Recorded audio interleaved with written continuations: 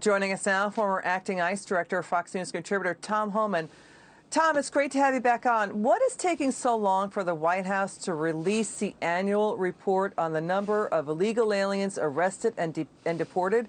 For more than a decade, ICE has already released this report by this time. What's taking so long? Look, I was with ICE for many years. I was head of the unit that puts these numbers together. And as ICE director, I can tell you they had these numbers by mid-October. So you mentioned the White House releasing. Usually it's ICE releases them, but I can tell you this year, these numbers are going to the Department of Homeland Security for review. Then they're going to the White House review. Why? Because they're not good. They're trying to figure out how to spin this. So I'm going to be interested when they release the report. It's going to be the same methodology they used in the past, the same type of report, or they're going to change the report all up because they don't want to compare it to other years, because removal is going to be down 85 to 90%. Criminal removals will be down about 65%. I know this is coming, and they're going to have a hard time explaining this. In the same year, you had historic illegal immigration on the border. ICE is going to have the lowest number of arrests and removals in the history of the agency. There's no way to spin this, but they're going to try. Okay, so for fiscal 2020, that was former President Trump's last full year in office. Let's go through it. The annual year-end report found more than 104,000 illegal aliens, including nearly 700 MS-13 gang members arrested despite the pandemic. Close to 200,000 illegal aliens deported, including 4,200 gang members. So you're saying that the comparison to that, those numbers are going to be down 90%? Is that what you're saying? Or what was the number? They'll be lucky if they get 70,000 removals. I looked at numbers at the 9-month mark, and if you extrapolate that, what they're doing every month, you're looking at less than 70,000 removals. And they're going to say, well, it was because Title 42, we removed people in Title 42, nice to get them. Wrong. Last year under Trump, we removed everybody under Title 42. So a lot more people were removed under Title 42 last year than this year.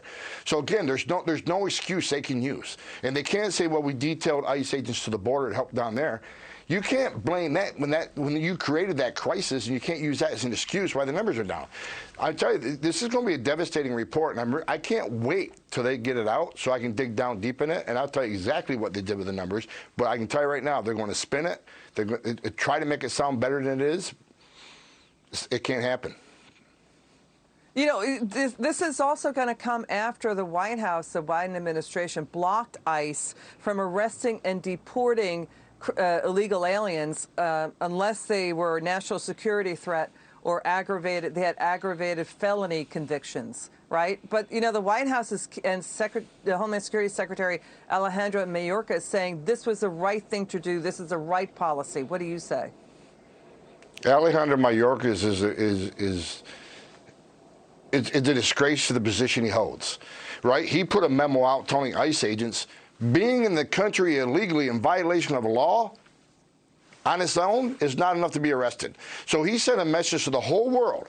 Come into the United States, enter illegally, or get released by the Border Patrol. You can get an order removal from a judge. It doesn't mean anything, because being here just illegally isn't enough for ICE to make that arrest. And you just mentioned criminals. Let me say, they said they changed their priorities for ICE because they want to concentrate more on the worst criminals. Even though 92% of everybody ICE arrested was a criminal under Trump. They said, well, we're going to want to do more. We want to focus more. This report's going to show about 60 to 65% less criminals were arrested. So this whole justification for changing the policy was a lie to begin with. This is about not enforcing the immigration law in the interior. They've already proved they're not going to enforce the law on the border. This is open borders. This is what this administration supports, and they're not going to run away from them. They're going to try to spin the numbers, but the immigration activists at the White House and in ICE, the political appointees, they're going to applaud this report because it's exactly what they wanted.